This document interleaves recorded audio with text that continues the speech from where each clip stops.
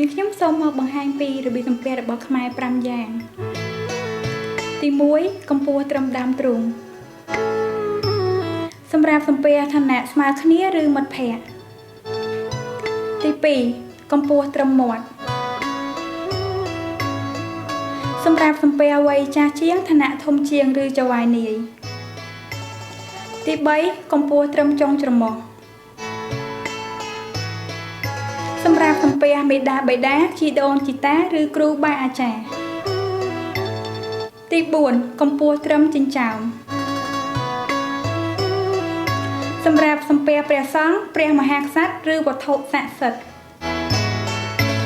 ទី5កម្ពស់ត្រឹមចិញ្ចើមឡើងលើសម្រាប់សំពះទេវតាព្រះឥន្ទព្រះព្រហ្មឬបួងសួងសូមអរព្រះគុណនិងអរគុណ